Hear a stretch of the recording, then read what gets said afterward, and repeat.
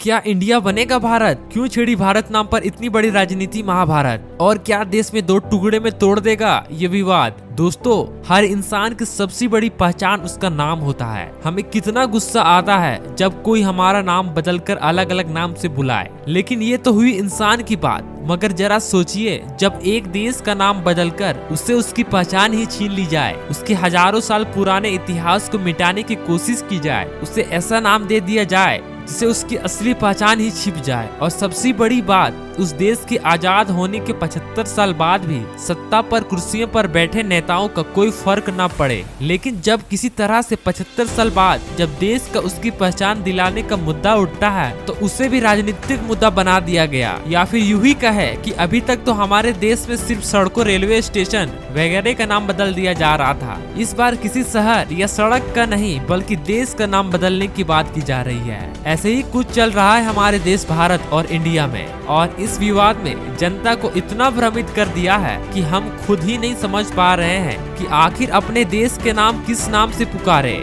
लेकिन आखिर इस विवाद को शुरुआत हुई कहां से, और कैसे इसका इस्तेमाल करके राजनीतिक नेता सांसद में अपनी कुर्सियां बटोरने के लिए काम करने में लगे हैं। शुरुआत से लेकर पूरी कहानी को बताएंगे, इसलिए बने रहिए वीडियो को अंत तक। और दोस्तों, अभी तक हमारे चैनल को सब्सक्राइब नहीं किए हैं तो सब्सक्राइब कर लेना और लाइक भी करना। तो चलिए मैं आपको बताता हूँ। दोस्तों, सबसे पहले बात करते हैं इंडिया वर्सेस भारत के विवाद की शुरुआत कहां से हुई थी। आपको बता दें कि इस वक्त भारत में G20 समिट आयोजन की जा रही है, जिसके लिए राष्ट्रपति द्रौपदी मुर्मू ने G20 के मेहमानों को डिनर पर निमंत्रण भेजा। उस पर प्रेसिडेंट ऑफ इंडिया के बजाय प्रेसिडेंट ऑफ भारत लिखा था। बस बात सिर्फ इतना ही थी, लेकिन जैसे ये निमंत्रण पत्र वायरल हुआ, तभी इस मुद्दे पर सियासत शुरू हो गई। जब इसके बाद G20 बैठक में अधिकारियों को बदले हुए पहचान पत्र सामने आए, जिसमें इंडिया की जगह भारत लिखा हुआ था। लेकिन राजनेताओं ने इस मुद्दे को लेकर बड़ा मसला तो तब खड़ा किया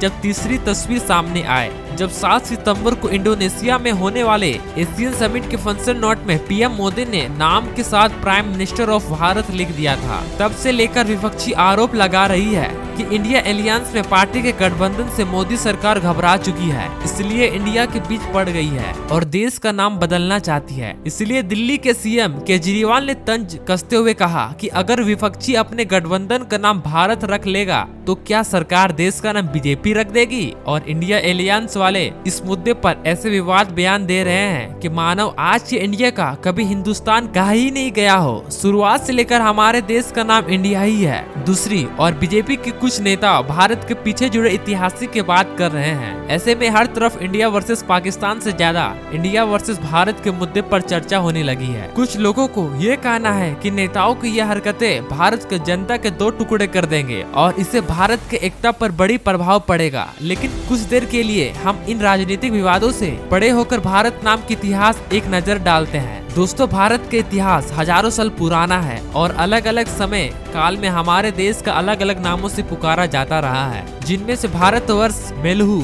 आर्यभट्ट, हिंद, अल हिंद और हिंदुस्तान जैसे नाम काफी प्रचलित है। लेकिन इनमें से इंडिया, इंडिका, अल हिंद और हिंदू और हिंदुस्तान जैसे नाम भारत के वासियों ने नहीं, बल्कि विदेशियों ने भारत को दिए हैं। मगर अगर आप हमारे कुछ इतिहासों को देखें तो वैदिक काल से ही हमारे देश का भारत का नाम दिया जाता है। भारत नाम के लेकर हमारा इतिहास सबसे पहले ये बात रखता है कि भारत नाम राजा दुष्यंत और शकुंतला के नाम के बेटे भरत के नाम पर पड़ा। इससे लेकर दूसरी विचार यह है कि भारत सब वैदिक काल की राजनीति भारत से आया है। और तीसरी विचार विष्णु पुराण, अग्नि पुराण और शकंद पुराण से जुड़ा हुआ है, जिसमें इस बात का वर्णन किया गया है कि भारत नाम राजा दुष्यंत के बेटे भारत के नाम पर पड़ा है। दोस्तों, आपने किसी अक्सर हवन पूजन के दौरान पुरोहित को श्लोक बोलते हुए जरूर सुना होगा, जम्बू द्वीपे भारत खंडे आर्यवर्त है। पुराने काल में इस श्लोक से जरिए अपने लोकेशन के बारे में ईश्वर को बताया जाता था। ये प्रथा आज तक जारी है, जिसमें से जम्बू द्वीपे का मतलब संपूर्ण एशिया,